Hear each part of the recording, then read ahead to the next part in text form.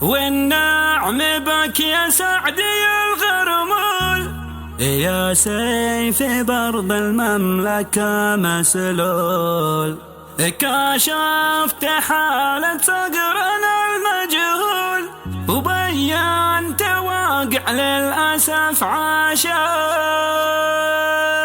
كتب كلمات هذه الشيلة الشاعر عدنان الهيج، يهديها إلى الأخ والمحزم الكفو سعد الغرمول، أداء المنشد زيد الصعفاني أبو حارث.